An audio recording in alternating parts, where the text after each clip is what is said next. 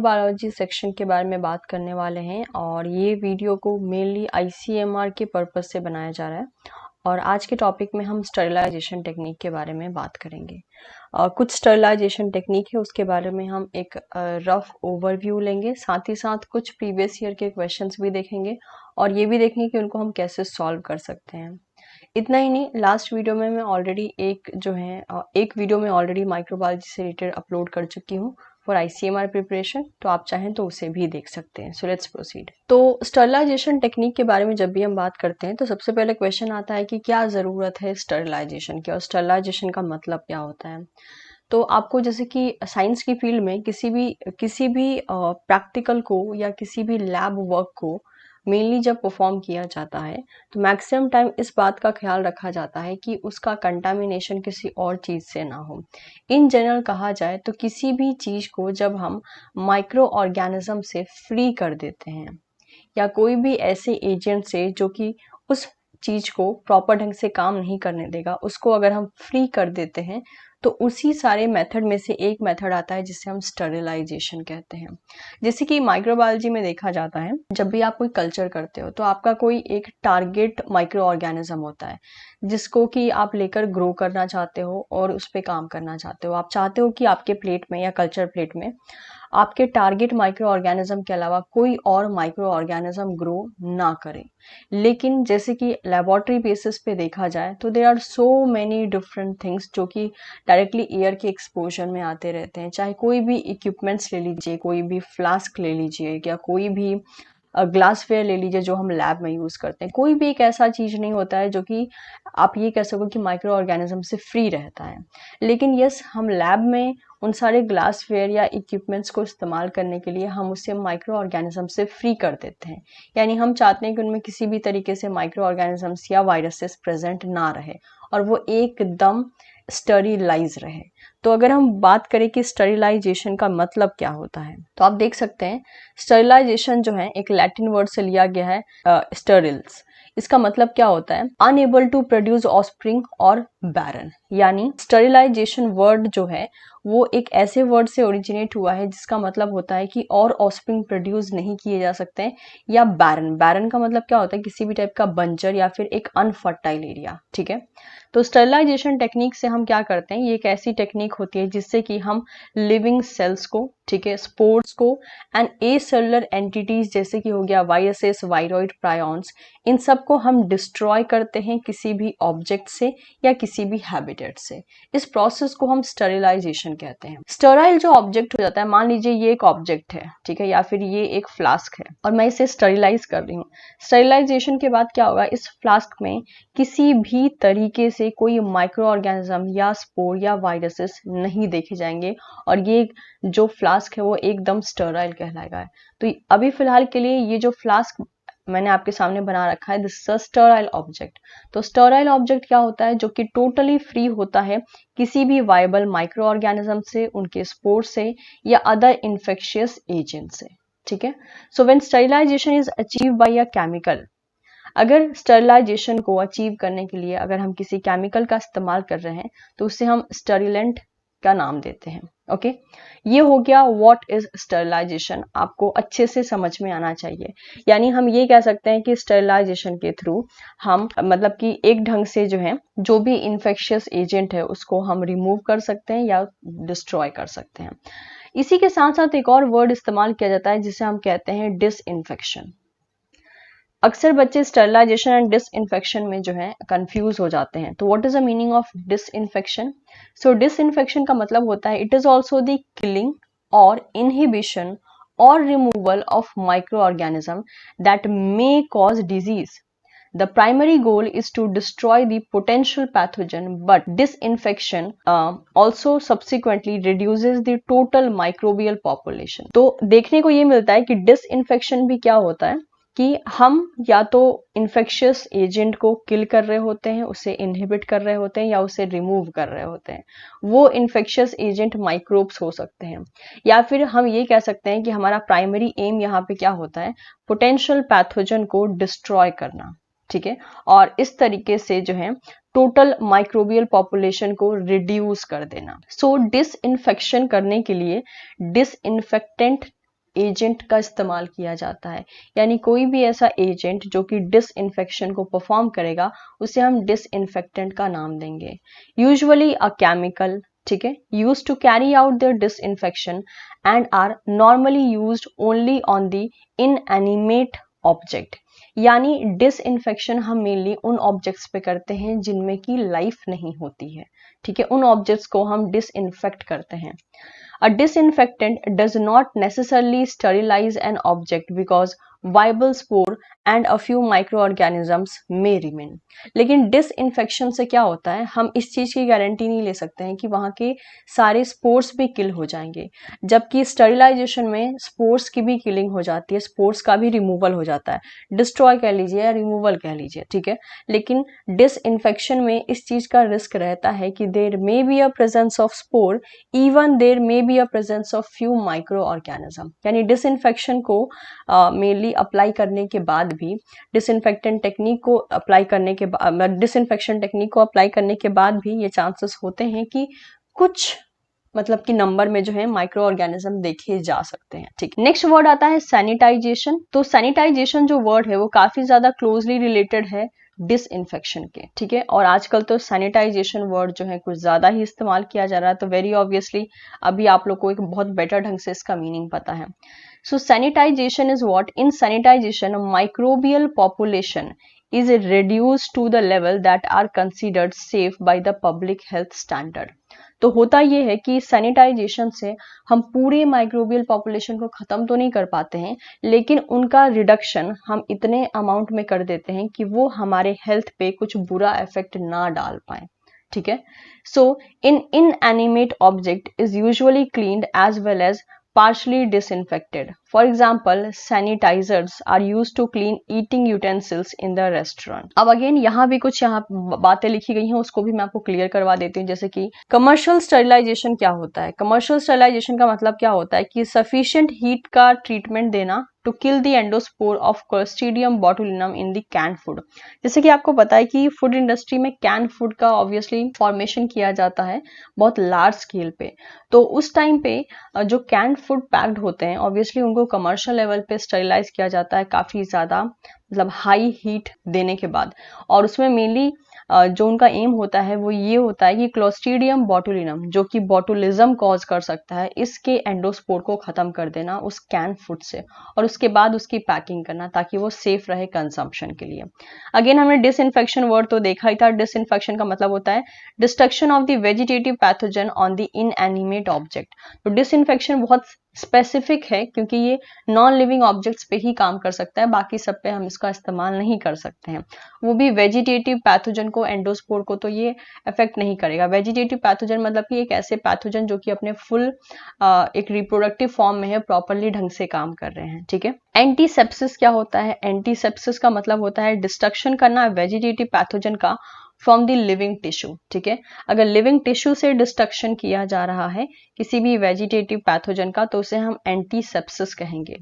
डीजर्मिंग क्या होता है, इसमें रिमूव किया जाता है माइक्रोब्स को फ्रॉम लिमिटेड एरिया, जैसे कि हो गया skin around an injection site. जैसे कि इंजेक्शन जहां पे लगे मतलब कि नॉर्मली लगाया जाता है वहां पे चारों तरफ एरिया को जो है डीजर्मिंग किया जाता है, ठीक है। तो डीजर्मिंग का मतलब होता है एक लिमिटेड एरिया से मेनली जर्म्स को हटाना। जैसे कि एग्जांपल हो गया स्किन जो कि इंजेक्शन साइट के अराउंड में होती है, उसको डीजर्मिंग किया जाता है।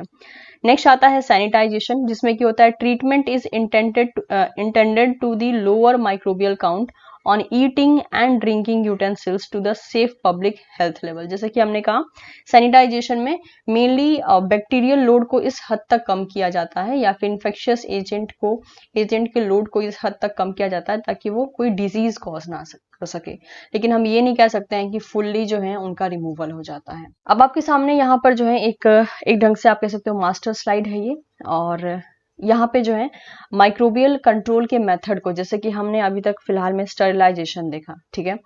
तो जो स्टरलाइजेशन जो है एक माइक्रोबियल कंट्रोल मेथड ही है। तो माइक्रोबियल कंट्रोल मेथड बहुत से टाइप के हैं, जैसे कि सबसे पहले अगर देखा जाए फर्स्ट ऑफ ऑल तो ये फिजिकल एजेंट हो सकता है जो कि माइक्रोब्स के ग्रोथ को कंट्रोल कर सकता है। यानी हम यहाँ पे ये टेबल इस ढंग से कंसीडर कर रहे हैं जिसमें कि माइक्रोब्स को कंट्रोल करने के कितने मेथड होते हैं। तो हम फिजिकल एजेंट का इस्तेमाल करके माइक्रोब्स को कंट्रोल कर सकते हैं, केमिकल एजेंट का इस्तेमाल कर सकते हैं, as well as mechanical removal method का भी इस्तेमाल कर सकते हैं। जैसे कि फिजिकल मेथड में चला आता है हीट, पहला चला आता है heat and next is radiation. पहले हीट के बारे में बात करते हैं। हीट में चला आता है dry heat and moist heat. Dry का मतलब क्या होता है, ऑब्वियसली जहां पर मॉइस्चर या फिर समहाउ मॉइस्ट कंडीशन नहीं है, जहां पे वाटर की अवेलेबिलिटी नहीं होगी। और मॉइस्ट का मतलब हो गया जहां पे वाटर की अवेलेबिलिटी होगी। तो ड्राई हीट में जो है इनसैनिरेशन मेथड होता है, as well as dry oven method होता है, मतलब कि हॉट एयर ओवन भी कह सकते हो आप। ड्राई हीट दिया जाता है, ठीक है, और ये एक स्टरलाइजेशन का ही टेक्निक है, यानी कंप्लीटली सभी चीजों को रिमूवल हो जाएगा। नेक्स्ट ड्राई अवन कह सकते हो, या फिर आप इसे हॉट एयर अवन कह सकते हो। उसमें भी मेनली जो भी आपके लेबोरेटरी के ग्लासवेयर्स वगैरह होते हैं, अगर आप चाहें तो ड्राई अवन में भी जो है उसको स्टरलाइज करवा सकते हैं, और ये भी एक स्टरलाइजेशन टेक्निक ही होता है। तो ड्राई हीट में जो है इनसैनिटेशन हो गया, as well as dry oven हो गया। नेक्स्ट अगर हम बात करते हैं मॉइस्ट हीट की, तो मॉइस्ट हीट में जो है स्टीम अंडर प्रेशर हो सकता है, यानी स्टीमिंग के बेसिस पे, जो कि अगेन एक स्टरलाइजेशन प्रोसेस है, या फिर बॉइलिंग वाटर हो सकता है, हॉट वाटर हो सकता है, या फिर पैस्चराइजेशन टेक्निक हो सकता है। चाहे आप इन तीनों में से कोई भी मेथड का इस्तेमाल कीजिए, ये तीनों ही मेथड डिसइंफेक्शन के लिए यूज किए जाएंगे, यानी ये पूरा स्टरीलाइज नहीं करेंगे, सिर्फ डिसइंफेक्ट करेंगे, ठीक है। अभी ये दोनों वर्ड का जो मीनिंग है मैं ऑलरेडी कवर कर चुकी हूँ। नेक्स्ट बात करते हैं रेडिएशन के बारे में। रेडिएशंस भी इस्तेमाल में आती हैं जो कि माइक्रोब्स को कंट्रोल करती हैं, उनके पॉपुलेशन को। रेडिएशन में चली आती है ionising radiation and non ionizing radiation. Non ionising में यूवी रेज चली आती है, एंड यूवी रेज की मदद से डिसइंफेक्शन किया जाता है। नेक्स्ट देखिए, आयोनाइजिंग में एक्स रेज चले आते हैं, cathode as well as gamma rays चली आती हैं, और इनकी मदद से स्टरलाइजेशन किया जाता है। केमिकल एजेंट में गैसेस चले आते हैं, लिक्विड्स भी चले आते हैं। गैसेस में जो है गैसेस की मदद से हम स्टरलाइजेशन भी कर सकते हैं एंड डिसइंफेक्शन भी कर सकते हैं। लिक्विड की मदद से हम एनिमेट फैक्टर्स पे भी जो है समहाउ उनको भी स्टरलाइज कर सकते हैं, समहाउ उनको जर्म फ्री या माइक्रोब्स फ्री कर सकते हैं, एंड इनएनिमेट पे भी जो है हम अप्लाई कर सकते हैं। अगर एनिमेट पे हम अप्लाई करते हैं, सीधी सी बात कहें तो इसमें केमोथेरेपी हो सकता है या एंटीसेप्सिस हो सकता है, ठीक है, जिसमें कि हम लिविंग को लेते हैं। एनिमेट मतलब हो गया लिविंग बेसिस पे, जो है कोई भी लिविंग चीज को हम मेनली जर्म फ्री कर रहे हैं, और इनएनिमेट का मतलब है जिसमें लाइफ नहीं है, तो इसको या तो डिसइंफेक्ट किया जा सकता है या फिर स्टरलाइज किया जा सकता है, ठीक है। नेक्स्ट देखिए, मैकेनिकल रिमूवल मेथड में फिल्ट्रेशन टेक्निक चली आती है। अब फिल्ट्रेशन में भी एयर बेस्ड हो सकती है, लिक्विड बेस्ड हो सकती है। एयर बेस पे होगी तो डिसइंफेक्शन करेगी, एंड लिक्विड बेसिस पे जो है स्टरलाइजेशन करेगी। तो इस तरीके से जो है हमने एक पूरा का पूरा जो रूट होता है या कैटेगराइजेशन होता है वो हमने देख लिया कि फिजिकल, केमिकल, मैकेनिकल बेसिस पे कैसे कैसे होते हैं। अब यहाँ से अगर क्वेश्चन आना चाहे तो बिल्कुल आ सकता है, हो ही सकता है पूछ देगा कि which radiation is known as the non ionizing radiation which is use for the sterilization और डिसइंफेक्शन मेथड, ठीक है। तब आपको पिक करना होगा सही आंसर, और इसके बेसिस पे जो है आप मेनली आंसर दे पाएंगे, ठीक है। और यहाँ पे ऑब्वियसली डिसइंफेक्शन का अगेन यहाँ पर आपको सारा डेफिनेशन लिखा गया है, स्टरलाइजेशन का लिखा गया है, ठीक है, एंटीसेप्सिस का लिखा गया है, एंड देन कीमोथेरेपी का लिखा गया है। तो इस ढंग से जो है हमने देख लिया। अब इसी का मैं कुछ कैटेगराइजेशन समझाती हूँ, जैसे कि मैंने मॉइस्ट हीट लिखा है, ठीक है। ये जो मॉइस्ट हीट है यहाँ पर, ये वाला पोर्शन, ठीक है, इसमें आप देख रहे हो पैस्चराइजेशन टेक्निक है, ठीक है। तो मॉइस्ट हीट में भी एक पैस्चराइजेशन टेक्निक आता है, इसके बारे में जो है हम कैटेगरी देख लेते हैं एक बार। तो होता क्या है, मॉइस्ट हीट को समहाउ जब हम देखते हैं तो मॉइस्ट हीट में मेनली जो है बिलो 100 डिग्री सेल्सियस भी मॉइस्ट हीट दी जाती है। और बिलो 100 डिग्री सेल्सियस का मतलब क्या हो गया कि यहाँ पे समहाउ हम बात कर रहे हैं पैस्चराइजेशन की, ठीक है।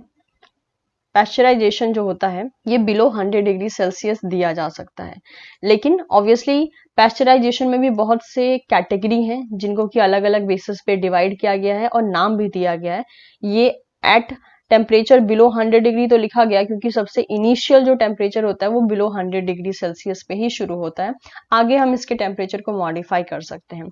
Next at 100 degree celsius, at 100 degree celsius अगर मॉइस्ट हीट दिया जाता है तो मेनली आप कह सकते हो बॉइलिंग हो गया, ठीक है, या फिर स्टीम हो गया। ये दो केसेस जो हैं मॉइस्ट हीट में चले आते हैं मेनली जब टेम्परेचर हम 100 डिग्री सेल्सियस दे रहे होते हैं। और अगर टेम्परेचर हम अबव 100 डिग्री सेल्सियस दे रहे हैं तो इसमें आप सभी को पता होगा ऑटोक्लेव जो है, autoclave technique obviously it is a type of the moist heat sterilisation technique, और उसमें हम अबव 100 डिग्री सेल्सियस ही टेम्परेचर को रखते हैं। और जितने भी हमारे लैब में यूज करने वाले इक्विपमेंट्स हो गए या फिर आप ग्लासवेयर ले लीजिए, उन सबको हम ऑटोक्लेव के लिए देते हैं। ठीक है, तो ये हो गया कुछ एग्जाम्पल। अब पैस्चराइजेशन को क्या किया गया है, इस टाइप में बांटा गया है। हम ध्यान अगर देखें तो ये रहा। ठीक है, पैस्चराइजेशन को इन 3 तरीके से डिवाइड किया जा सकता है। जैसे कि मेनली पैस्चराइजेशन को अगर हम यहाँ पे मिल्क का एग्जाम्पल लें कि अगर मिल्क को पैस्चराइज किया, क्योंकि पैस्चर ने दिया था ये कंसेप्ट, वहीं से ये नाम आ गया पैस्चराइजेशन। तो अगर मिल्क का पैस्चराइजेशन की हम बात करते हैं तो अगर आप मिल्क को 62 डिग्री सेल्सियस पर 30 मिनट्स के लिए जो है रखते हो तो वो टेक्निक क्या कहलाती है, low temperature hold method pasteurisation. ठीक है, इस ढंग से नाम दिया जाता है। और अगर उसी मिल्क को आप 71 डिग्री सेल्सियस पर, ठीक है, बुक्स में जो है इसको 62 डिग्री सेल्सियस लिखा जाता है, इसको जो है 72 डिग्री सेल्सियस रफली इस ढंग से लिखा जाता है। ठीक है, तो अगर आप 71 डिग्री सेल्सियस पे 15 सेकेंड्स के लिए अगर आप मिल्क को हीट करते हो तो ये कहलाता है HTST, यानी high temperature for short time. यानी जब टेम्परेचर हाई कर देते हो आप तो टाइम ड्यूरेशन छोटा कर दे रहे हो, और जब टेम्परेचर लो है तो आपको टाइम ड्यूरेशन लंबा करना पड़ेगा। यानी सीधी सी बात है, अगर कम टेम्परेचर पे आप किसी चीज को हीट कर रहे हो तो आपको लंबे टाइम के लिए हीट करना पड़ेगा, तभी वो प्रॉपर हीटिंग होगी और वो समहाउ जो है उसके अंदर से जर्म्स या फिर माइक्रोब्स की किलिंग होगी। लेकिन अगर आप बहुत हाई हीट पे दे रहे हो तो बहुत कम टाइम के लिए देना पड़ेगा। इन दैट वे ओनली जो थर्ड टाइप होता है पैस्चराइजेशन में वो होता है UHT, जो कि होता है अल्ट्रा हाई टेम्परेचर। तो आप देख सकते हो 137 डिग्री सेल्सियस पर 2 सेकेंड के लिए जो है मिल्क को हीट किया जाएगा, तो उसे हम UHT कहेंगे, that is ultra high temperature कहेंगे। अब इसी को जो है हम इस तरीके से भी लिख सकते हैं, LTH को LT भी लिखा जाता है किसी किसी बुक में, जिसका मतलब होता है low temperature for long time. Low temperature देंगे तो लॉन्ग टाइम के लिए देंगे, जैसे कि यहाँ पे इन्होंने 63 डिग्री सेल्सियस लिखा है फॉर 30 मिनट्स। और आप लास्ट में जो है HTST भी हो सकता है, जो कि होता है high temperature for short time, जिसमें 72 डिग्री सेल्सियस पे 15 सेकेंड्स के लिए रखा जाता है। और थर्ड टाइप हो जाता है 137 डिग्री सेल्सियस, जो कि 2 सेकेंड के लिए दिया जाता है, और ये थर्ड टाइप का हो गया। तो इस ढंग से हमने देखा कि पैस्चराइजेशन टेक्निक कितने टाइप में डिवाइड हो सकती है।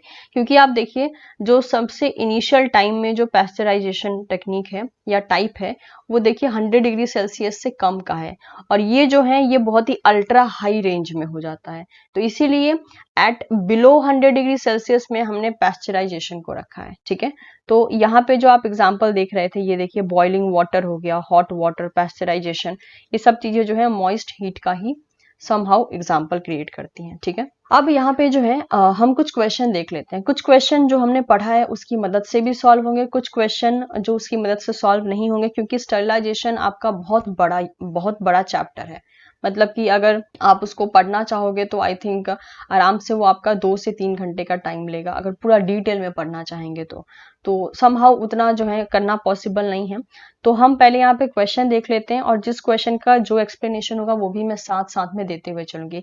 अभी जो मैंने यहाँ पर कंप्लीट किया वो एक्स्ट्रा कंप्लीशन था, मतलब वी कैन एक्सपेक्ट कि यहाँ से कोई क्वेश्चन आ सकता है। ठीक है, इस बार के ICMR में।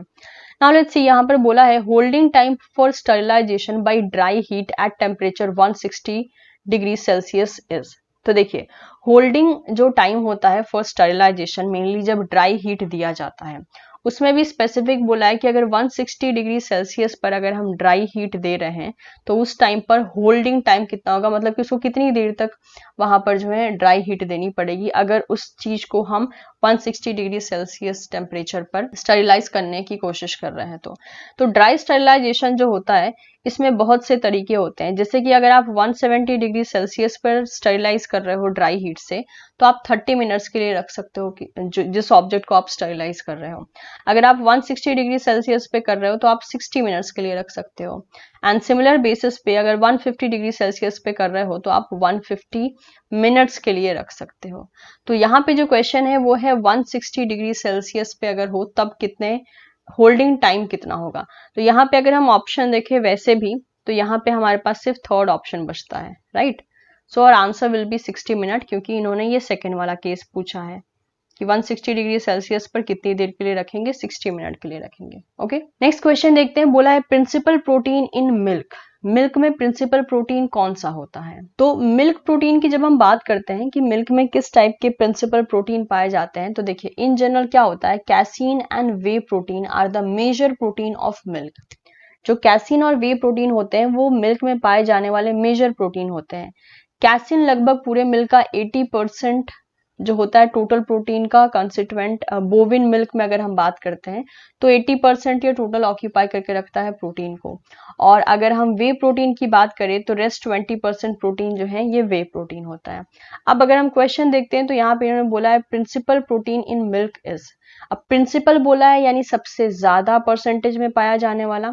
तो अगर आप ऑप्शन देखते हैं तो लिखा है एल्ब्यूमिन हो गया, लैक्टोएल्ब्यूमिन हो गया, कैसीन हो गया, ग्लोब्यूलिन हो गया। तो आंसर क्या हो जाएगा आपका, कैसीन हो जाएगा। अगला क्वेश्चन है the ratio of LD50 and ED50 is. LD50 and ED50 का रेशियो क्या कहलाता है। तो देखिए सबसे पहले तो LD50 होता क्या है। LD word is standing for the lethal dose, और ये 50 दिखाता है कि परसेंटेज या फिर समहाउ इफेक्ट कितना है। इसके बारे में भी बात करेंगे। ED क्या होता है, ED होता है इफेक्टिव डोज, ठीक है। तो देख लेते हैं ये चीजें होती क्या है। LD50 क्या होता है, LD50 का जैसे कि मैंने बताया आपको full form, LD is standing for lethal, this is L, this is D, lethal dose. और LD50 वर्ड क्यों लगाया गया है, because it is the dose of drug that cause the death in 50% of experimental animal.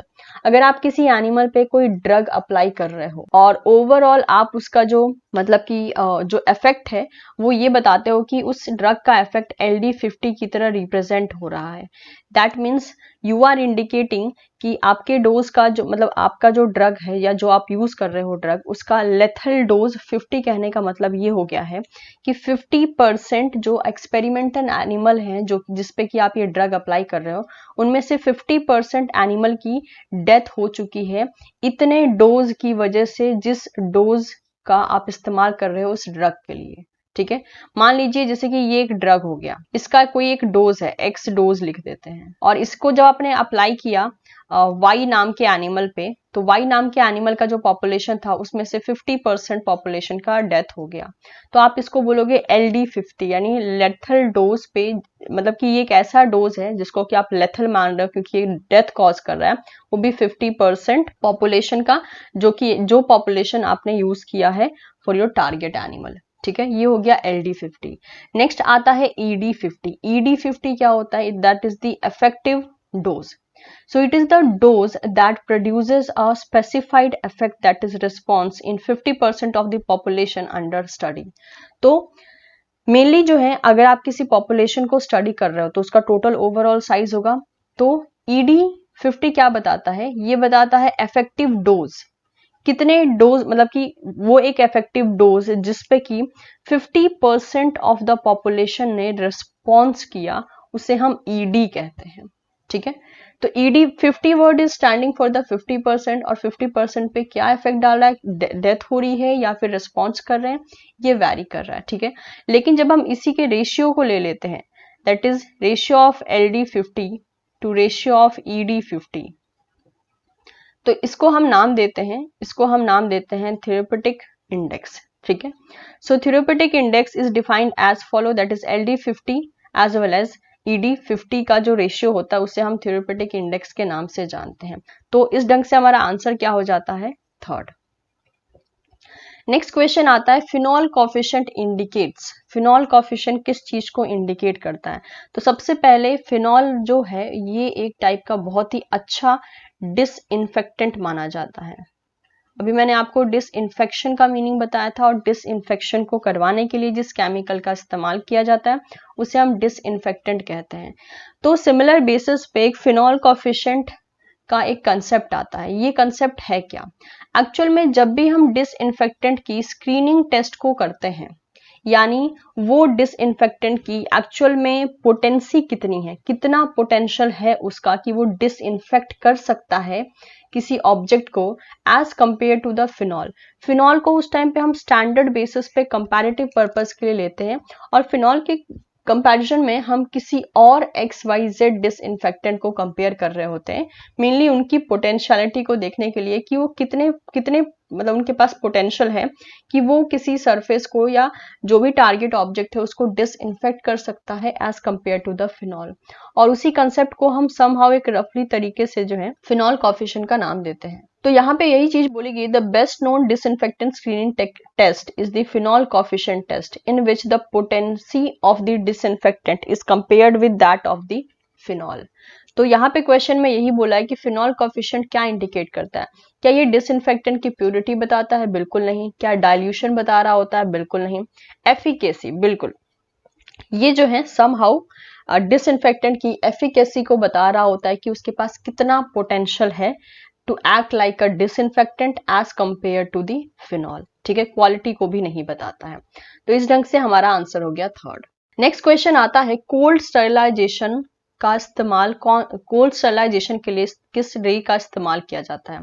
तो सबसे पहले cold sterilization क्या होता है? जैसे कि कोल्ड स्टरलाइजेशन जो है ये एक ऐसा प्रोसेस होता है जिसमें कि कुछ गैसेस का इस्तेमाल किया जाता है, जैसे कि हो गया इथिलीन ऑक्साइड, फॉर्मेल्डिहाइड एंड पर ऑक्सी एसिटिक एसिड। ठीक है, तो ऑब्जेक्ट को ट्रीट करने के लिए और उसको स्टरलाइज करने के लिए इन सारी गैसेस का इस्तेमाल होता है, जिसे हम कोल्ड स्टरलाइजेशन कहते हैं। बट गैसेस का ही नहीं, there are different radiations also जिसकी मदद से जो है कोल्ड स्टरलाइजेशन टेक्निक को परफॉर्म किया जा सकता है। So it is also done by the gamma irradiation which is known as the cold process, because वहां पे जो टेम्परेचर होता है वो बहुत ज्यादा राइज नहीं कर रहा होता है, and hence the name has been given cold sterilisation. तो अगर यहाँ पे ऑप्शन देखते हैं आप, तो बोला है gamma rays, X rays, infrared rays and autoclave. So obviously the answer will be gamma rays. Okay, so with this we are done with few questions as well as हमने microbiology के कुछ extra जो concept थे sterilization से related मैंने उसे भी complete किए, और कुछ कंसेप्ट को आपको जो है क्वेश्चन की मदद से भी समझा है। ठीक है, सो मिलते हैं आपसे नेक्स्ट वीडियो में, और वीडियो पसंद आया हो तो इसे लाइक भी जरूर करें, एज वेल एज आप इसे अपने दोस्तों के साथ शेयर कर सकते हैं जो कि ICMR एग्जाम का प्रिपरेशन कर रहे हैं। And don't forget to subscribe teaching Pathshala. Thank you so much everyone, stay safe.